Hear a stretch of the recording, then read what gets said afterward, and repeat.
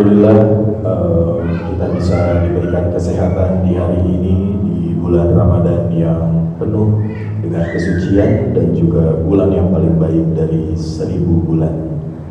Dan hari ini saya Aryo Bimo berkesempatan untuk ngobrol dengan yang terhormat Bapak Kiai Haji Soleh. Bapak sehat Bapak? Alhamdulillah.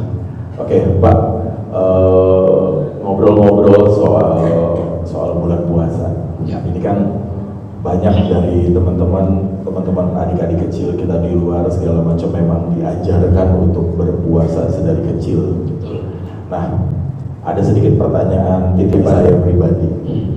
Umur berapa awal dari kewajiban berpuasa? Apakah umur 7 tahun atau 10 tahun? Umur berapa Pak Soleh? Kalau wajib dalam arti dia sudah terbebani, Ya. itu usia minimal adalah balik. Jadi Oke. batas yang dipakai oleh agama itu bukan usia berapa, tapi balik, yaitu kematangan dan kecerdasan berpikir. Oke. Ketika dia sudah bisa membedakan antara yang baik dan yang buruk, Betul. ketika dia sudah bisa mengetahui mana jalan yang harus ditempuh, itu jalan yang menyelamatkan atau jalan yang menyengsarakan. Para ulama berbeda-beda pendapat tentang berapa usia balik itu. Ya. Ada yang mengatakan usia balik itu laki-laki 14 tahun. Oke. Berarti kalau lebih dari 14 tahun tidak puasa, dia berdosa. Tapi kalau belum 14 tahun dia nggak puasa, itu belum berdosa. Karena Oke. dianggap dia belum balik. Balik itu artinya akalnya belum nyampe. Oke. Dia belum paham kenapa harus puasa. Berarti dalam Islam itu nanti akan ada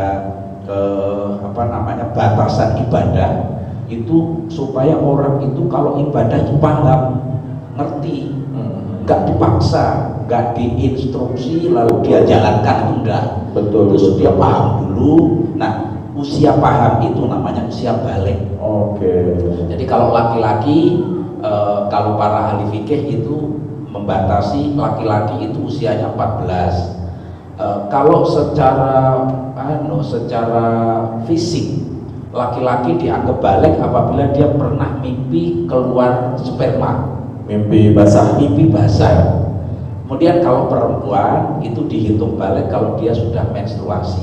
Oke. Itu dianggap balik. Tapi itu kan balik secara fisik. Betul. Tetapi nanti sebenarnya balik yang dimaksud itu Secara pola pikir. secara kedewasaan, Oke. secara akal. Namun prakteknya karena setiap ibadah itu butuh pembiasaan, makanya banyak keluarga muslim yang membiasakan puasa itu sejak anak itu belum balik. Dia biasanya dikasih hadiah. Kalau dulu saya waktu kecil itu dikasih diiming-imingi. Nanti kalau berhasil puasa 1 bulan dihadiahi apa gitu kan. Kalau pada zaman dulu kan nggak mewah-mewah kan. Kalau anak sekarang ada orang tua yang menghadiahi HP karena yang sangat dimimpikan itu HP anak sekarang. Jadi orang tuanya bilang nanti kalau kamu berhasil puasa sebulan tak kasih hadiah HP. Itu biasanya diberlakukan untuk anak yang memang belum usianya puasa sebenarnya. Tapi banyak Pak teman-teman saya usia 30 ke atas udah balik tapi nggak mau puasa. Iya. Ya banyak ya teman-teman saya itu banyak banget. Dan mungkin juga saya mengerti esensi puasa ya. Maksudnya saya mencoba puasa dengan benar-benar puasa tuh di usia mungkin ya telat lah gitu, telat. Tapi kan ya namanya juga pencarian ya Pak ya. Pencarian gitu. Kalau saya sih memang mengakui memang saya jauh dari kata imannya dan takwanya bagus, jauh lah masih mencari Pak gitu, masih mencari. Dan paling di 4 tahun terakhir lah saya puasa gitu semenjak pandemi miskin jadi dekat sama Tuhan Ya. Biasanya gitu tuh suka ada triggernya gitu. Kalau saya sih gitu. Iya. Nah, kalau menurut Pak Soleh gitu, buat teman-teman yang masih jauh lah gitu, ya contohnya saya di 4 tahun lalu lah gitu ya, masih jauh dengan iman dan takwa gitu. Maksudnya saya juga kan pengen Pak Soleh ngobrol sama teman-teman untuk kayak yuk kita minimal sholat dulu deh gitu, minimal sholat, karena kan sholat memang udah harga mati dari sebuah Islam ya gitu. Nah itu menurut Pak Soleh di usia yang 30-an ke atas gitu lebih baik dengan cara pelan-pelan atau kita sedikit keras tuh buat saya ngobrol ke teman-teman saya gitu. Iya. Jadi begini, kalau sholat kemudian puasa Ya. atau semua perintah Allah, Ya, memang Allah tidak memerintahkan perintah-perintah itu kepada semua orang. ya, Bahkan di dalam ayat tentang puasa itu yang Allah perintahkan orang yang beriman. Berarti memang tuntutan yang diperintah oleh Allah itu, wahai orang yang beriman. Karena yang mungkin melakukan dan kuat melakukan itu hanya orang beriman. oke. Kalau orang itu nggak beriman, orang itu belum mencapai keimanan, nggak mantep pikirannya, nggak mungkin dia mau puasa. Berat itu puasa itu. Oh iya. Sholat itu kelihatannya ringan, Iya. cuman nggak sampai 5 menit. Ya, Tapi untuk melakukan itu pondasi yang diperlukan, power yang ada dalam dirinya itu adalah power iman. Oke. Kalau nggak ada power iman ya memang sulit. Nah sekarang bagaimana dapat power iman itu masalahnya. Iya, iya. Jadi orang ngobrol itu kan dapat pencerahan. Dia akan punya pengalaman lain di samping pengalaman yang sudah dia jalani sendiri. Ya. Nah, keimanan itu seperti sebuah cahaya. Keimanan itu adalah nur, adalah cahaya yang tidak Allah berikan kepada semua orang. Betul. Ketika orang itu berusaha mencari cahaya, maka Allah akan berikan cahaya itu.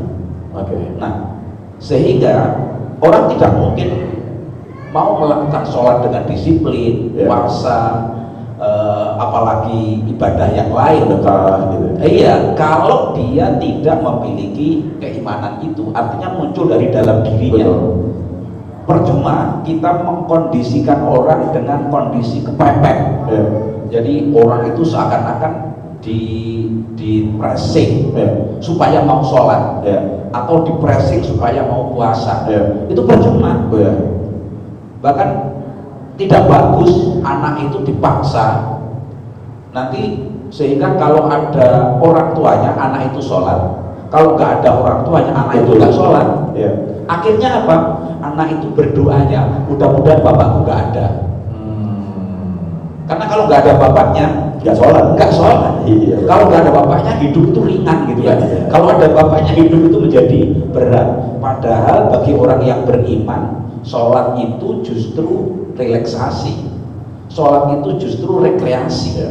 Sholat itu healing. Ya itu kan tercipta ketika kita sudah tahu ilmu Islamnya ya. Betul. Gitu, makanya harus belajar agama gitu kan, Iya. diharapkannya untuk begitu gitu. Nah sekarang aku mau nanya pribadi Pak Soleh. Ya.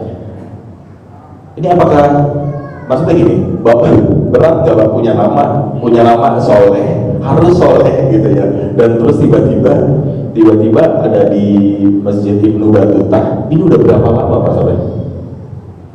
Di Ibnu Battuta saya dari tahun 2000 mulai aktif. 2000. Tahun 2000. 2000. Sekarang 2025 ya. Berarti 25 tahun Ya, lalu. seperempat abad ya. Wow, dan itu pertamanya gimana tuh Pak Soleh? Maksudnya bisa sampai ada di Ibnu Battuta? Ya. Latar belakang saya sebenarnya pendidik. Oke. Saya mulai tahun 1986 itu saya sudah aktif ngajar Oke. di Jogja. Iya, iya. Ngajar setingkat SMP, setingkat SMA. Ngajar agama Islam ya? Ngajar sekolah formal. Oh. Tapi bidangnya bukan bidang agama Islam. Oh, apa tuh? Ya, kalau di tingkat aliyah, tingkat SMA saya ngajar antropologi. Antropologi. Saya menyukai ilmu-ilmu Pak Soleh. menyukai ilmu-ilmu sosial, Betul. menyukai menyukai ilmu-ilmu budaya. Itu soal hobi ya, soal kecintaan, passion. Ya, kecenderungan kepada itu. Tapi latar belakang saya memang pesantren. Oke. Keluarga saya keluarga pesantren. Oke. Dan setelah dari Jogja, saya itu pulang ke Banyuwangi. Oke. Saya juga ngajar di SMA. Bidang studi yang saya ampu juga antropologi. Oke. Jadi saya senang itu, tapi memang juga mengajar ilmu Al-Quran. Oke. Tapi ilmu Al-Quran itu sebagai ekstra, karena di SMA sebenarnya nggak ada ilmu Al-Quran. Iya. Itu ekstra karena sekolahnya ada di pesantren. Oke. Kemudian saya juga aktif waktu itu di partai politik. Saya menjadi pengurus partai politik tingkat kecamatan. Oke. Kemudian saya ditawari oleh paman saya yang seorang dai, pernah berdakwah di daerah sini, menyampaikan kepada saya ada permintaan, katanya ada permintaan pengurus masjid yang masjidnya belum ada pengelolanya. Oh, 25 tahun lalu Ya, ini nggak ada pengelolanya? Belum ada pengelolanya. Oke. Sudah wujud masjidnya, sudah ada TPQ-nya, Ya. sudah ada bangunan fisiknya Ya. lengkap. Tetapi orang yang fokus di situ belum ada. Rata-rata orang yang nangani itu orang nyambi. Jadi Oke. orang yang nggak fokus. Ya. Nah, dia nyari orang yang mau fokus. Ya. Saya dapat tantangan. Saya sudah punya anak satu, sudah punya istri. Oh, saat itu udah punya rumah tangga? Udah rumah tangga ya? Waktu itu saya sudah rumah tangga. Wow. Dan saya sudah aktif ngajar. Ya. Sudah dapat gaji tinggi. Ya. Gaji saya sudah tinggi waktu itu. Karena saya juga merangkap menjadi pengurus koperasi, menjadi pengelola pesantren. Oke. Sibuklah sudah di sana. Tapi ada tantangan itu, saya berpikir, wah kenapa enggak itu kan. Akhirnya saya nengok ke sini tahun 99. Tahun 99 saya ke sini dengan istri saya. Di sini sepi, sama sekali nggak ada rumah, nggak ada bangunan. Ya hanya tempat ibadah 5 ini. Kemudian jalan itu juga nggak ada yang lewat waktu itu. Kanan kiri ini juga nggak ada bangunan. Orang juga sepi. Ketika tiba waktu sholat itu ada satu muadzin. Biasanya muadzin itu merangkap, ya muadzin ya imam. Jamaahnya biasanya 2 atau 3 orang, dan itu tidak mesti ada. Nah, dari situ saya bilang sama istri saya, minta kesepakatan. Ya. Kita selama ini sudah mengalami hidup di Jogja, Ya. sudah mengalami hidup di Banyuwangi. Ya. Ini hidup yang belum pernah kita alami. Betul. Gimana kalau kita coba dengan satu tekad, Ya. karena berpikir ini seperti alam, masih seperti belantara ya, Ya, dan masih seperti minoritas ya, juga kan? iya, masih seperti belantara. Maka istri setuju, akhirnya saya kesini dan sampai sini saya buat konsep bagaimana mengembangkan masjid dengan tipe yang seperti ini. Oke. Karena masjid ini tidak punya masyarakat. Ya. Tidak punya jamaah tetap, Betul. tidak punya pemangku yang nggak memiliki kalau di masyarakat itu kan punya namanya ada jamaah permanen gitu. Di sini nggak ada. Maka saya buat konsep bagaimana bangun masjid di situasi seperti ini. Oke. Tapi bentar Pak, Nah. saat itu di tahun 2000 itu umat muslimnya sebanyak sekarang nggak? Enggak ya, pasti juga. Dulu awal-awal saya di sini sholat Jumat itu lantai atas itu cuma separuh. Oke. Di lantai atas itu cuma separuhnya. Oh. Jadi awal-awal Jumatan itu ya awal-awal saya di sini maksud Iya, saya. iya. Ya, saya di sini itu sudah ada masjidnya. Udah tingkat Udah. Itu yang Jumatan cuman artinya seberapa banyak orang muslim itu cuma separuh yang Jumatan. Oke. Baru lama-lama nambah, lama-lama penuh. Oke. Kemudian setelah atas penuh, lama-lama ke bawah. Itu prosesnya panjang. Ya, pastinya ya. Ya, mulai rame itu justru setelah 2002. Setelah peristiwa bom Bali. Oke. Itu masjid justru mulai kelihatan rame. Oke. Jadi kita sudah mulai banyak teman, kalau jamaah udah banyak orang. Oke. Itu dari situ startnya, dari tahun 2002 ya. Iya. Jadi enggak seperti sekarang, enggak sekarang langsung banyak orang gini, enggak. Oke. Nah itu dari awal Bapak berarti sebagai bisa dikatakan adalah konseptor ya. Ya, saya ditunjuk oleh yayasan waktu itu, diserai tugas sepenuhnya, dipercaya untuk mengelola masjid ini sesuai dengan fungsinya. Oke. Nah, saya mempelajari fungsi masjid. Rasulullah itu membangun masyarakat, pertama kali yang dibangun adalah masjid. Dari masjid Rasulullah yang ukurannya atau lahannya itu 1100 meter, itu lahan yang dibeli Nabi waktu itu, dan tidak semuanya dibangun masjid, hanya nggak ada separuhnya, kecil masjidnya, tapi dari masjid kecil itu merubah dunia. Oke. Rasulullah memfungsikan masjid itu menjadi 25 fungsi. Oke. Salah satunya Itu saya berusaha mengadopsi apa yang bisa kita lakukan. Jadi kalau dulu masjid itu ya tempat sholat, tempat pendidikan, tempat menerima tamu, tempat berkomunikasi dengan lingkungan, berkomunikasi dengan agama lain, tempat menyusun strategi, tempat merawat orang sakit, tempat menghimpun orang miskin. Itu yang dibangun oleh Rasulullah pada waktu itu. Oke. Jadi ternyata sebenarnya banyak kegunaan masjid selain buat beribadah sebenarnya harusnya ya. Gitu. Gini Pak, aku kan termasuk awam ya soal pengelola masjid gitu. Maksudnya baru kali ini kita ketemu juga untuk ngobrol-ngobrol. Aku mungkin ini ada pertanyaan yang mewakili banyak dari penonton podcast. Pengelola masjid itu ditunjuknya, lalu job desk-nya, lalu penghasilannya. Nah itu gimana tuh Pak? Ya, masing-masing masjid punya ciri khas. Oke. Saya bicara di Ibnu Battuta. Ya. Ibnu Battuta itu berbentuk badan hukum yayasan. Di yayasan itu ada 3 unsur pokok. Oke. Ada dewan pembina, dewan pengawas, dan dewan pengurus. Dewan pembina ini kalau dulu namanya dewan pendiri. Jadi yang menggagas adanya masjid, kemudian yang berpikir global tentang tujuan utama masjid, betul, itu dewan pembina. Ya. Nah, dewan pembina ini nanti mengangkat dewan pelaksana, dewan pengurus. Saya posisinya di dewan pengurus. Oke. Dari awal saya datang, saya ditugasi untuk itu, untuk bagaimana mengoperasikan masjid agar sesuai dengan tujuan yang sudah dicanangkan oleh pembina. Oke. Nah, pembina ini melakukan rapat 5 tahun sekali untuk menunjuk dengan tujuan yang sudah dicanangkan oleh dewan pembina A, B, C, D dan seterusnya. Misalnya masjid ini masjid yang berada di tengah-tengah komplek Puja Mandala. Ini tentu berbeda dengan masjid-masjid lain yang tidak berdampingan dengan agama lain. Betul. Maka masjid ini menjadi pionir toleransi. Betul.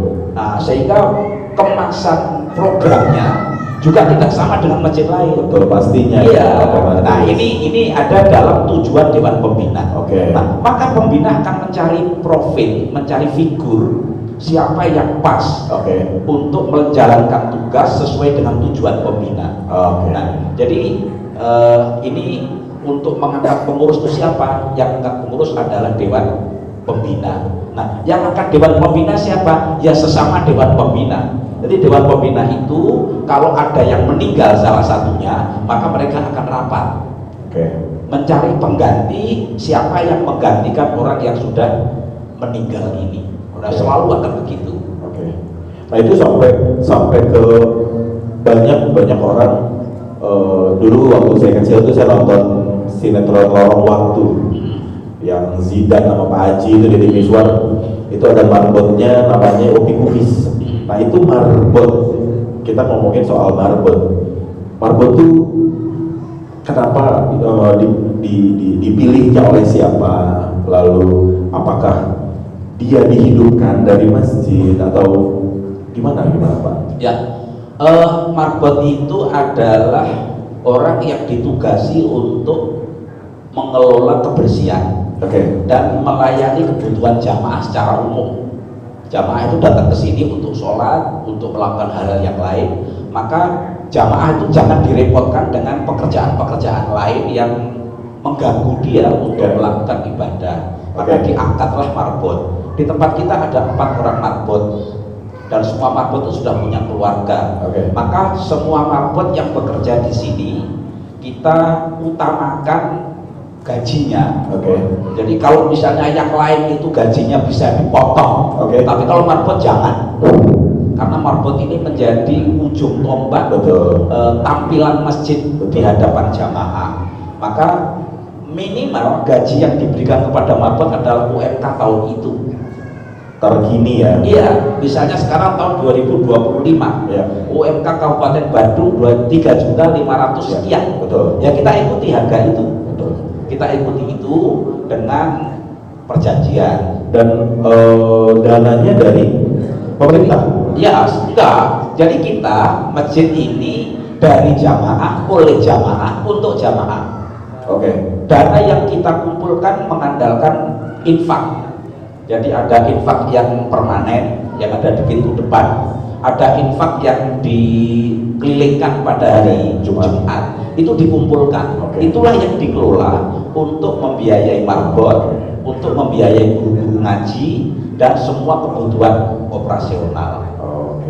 Ya, jadi kan ini kan jadi paham ya, karena mungkin teman-teman di sini udah pada tahu, tapi kan saya dan pendengar podcast yang belum tahu takutnya ini malah memikir membuat persepsi yang enggak kan soal masjid gitu loh. Gak usah ngomongin yang beda dari yang di luar dari muslim, yang sama muslim aja pasti ada kepikiran seperti itu. Makanya di sini kita meluruskan dan menjelaskan yang pasti gitu loh. Nah, Pak Soleh, ini ada program Yasmaiba.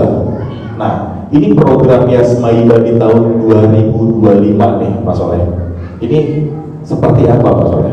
Jadi masjid itu memiliki 3 program utama, 3 program besar. Dan nanti masing-masing dirinci. Ada program yang namanya program idaroh. Program idaroh itu program sekretariat. Misalnya tahun ini sekretariat merencanakan untuk membuat video sosialisasi semua unit. Misalnya video tentang masjid secara umum, video tentang pendidikan, video tentang remaja, video tentang perawat jenazah, video tentang muslimah. Itu lewat Mas Reza sebagai koordinatornya. Itu berusaha diproduksi tahun ini dan nanti waktunya kita dijadwalkan ulang. Jadi ada idaroh itu sekretariat. Kemudian ada program di bidang imaroh itu kegiatan. Nah, kegiatan kita banyak, ada 16 unit kegiatan. Iya, ada 16 unit kegiatan yang semuanya dibawahi oleh masing-masing kepala unit. Nah, masing-masing unit ini di samping melaksanakan rutinitas yang sudah berjalan, juga dituntut untuk menemukan inovasi-inovasi di masing-masing unitnya, supaya gak gitu-gitu aja programnya. Inovasi ya, karena dunia ini berjalan, alam ini berubah, dan masyarakat juga berubah. Maka program jangan mengandalkan program yang sudah berjalan. Jadi di samping mempertahankan kegiatan yang sudah permanen, misalnya TPQ itu salah satu unit kegiatan berjalan, ya jangan hanya mengandalkan program TPQ yang sudah jalan, tapi harus mencari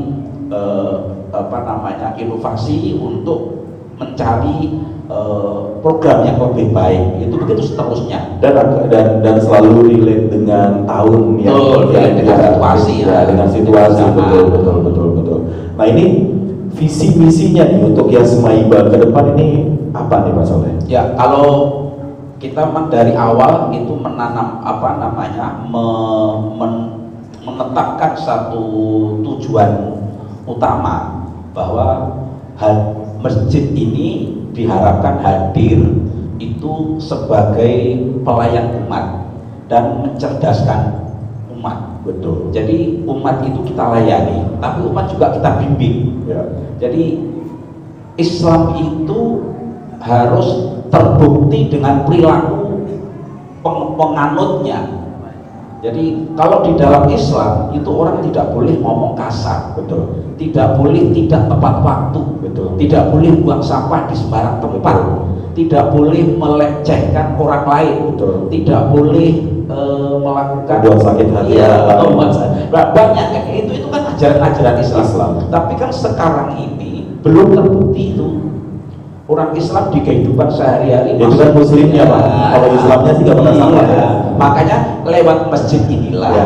kita membimbing umat Islam Ya. supaya bisa melakukan itu. Kita biasakan disiplin waktu, Betul. kita biasakan buang sampah pada tempatnya, kita biasakan berbicara yang baik, sehingga lingkungan masjid itu diciptakan suasana semacam itu ke depannya. Di samping itu kita juga membiasakan bertoleransi dengan umat lain. Kemudian kita menginginkan, karena kita ada di lingkungan pariwisata yang sangat besar peluangnya, kita bisa berkomunikasi dengan bangsa lain, sehingga kita ingin menjadikan Ibnu Battuta menjadi jendela Islam dunia. Ya. Jadi mungkin kita tidak melihat Islam secara keseluruhan, Ya. tapi kalau pengen ngintip Islam, Ya. itu bisa ngintipnya di Ibnu Battuta. Cuman untuk menuju ini kita masih dalam proses. Tapi kan kalau merunut dari pengalaman Pak Soleh ya sebagai pengajar antropologi, maksudnya kan pasti ada satu sinkron antara ilmu antropologi dan ilmu Al-Quran sebenarnya gitu, karena Islam juga mengajarkan untuk bersosial kan tentunya gitu loh. Nah ini kan pastinya jadi Pak Soleh nggak begitu sulit untuk ngebangun dari awal ya Pak ya, karena dari ilmu antropologinya itu, benar nggak Pak? Bener. Jadi Al-Quran itu antropologis. Iya. Al-Quran itu arkeologis. Iya. Al-Quran itu sangat sejarah. Betul. Dan Al-Quran itu sangat konsepsional Ya. dalam membangun masyarakat, membangun manusia. Secara konseptual sama sekali nggak sulit. Ya. Dalam yang sulit itu adalah menerapkan dalam ilmu manajemen. Oke. Kita perlu SDM. Ya. Dalam SDM itu perlu sinergi. Ya.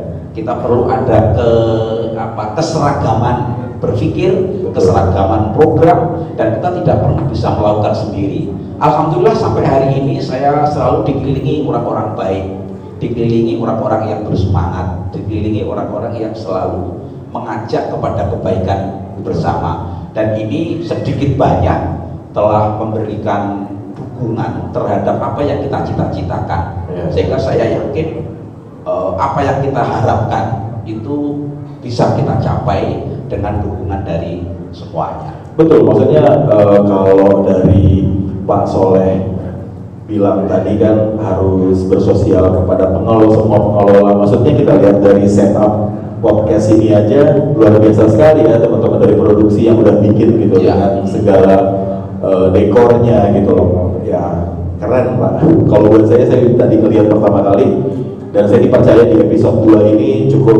Terima kasih dan saya bangga gitu. Mungkin di episode berikutnya kita bisa ngobrol-ngobrol lagi di topik yang lain yang lebih mendalam dan bisa menjawab pertanyaan. Karena sebelumnya tadi saya sama Pak Soleh ngobrol, ternyata ilmu-ilmu kecil yang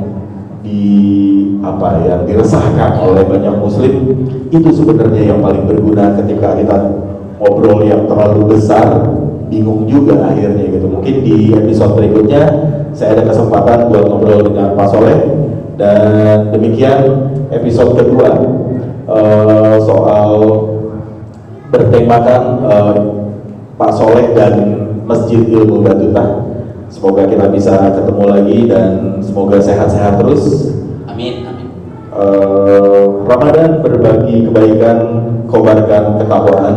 Assalamualaikum warahmatullahi wabarakatuh. Waalaikumsalam warahmatullahi wabarakatuh.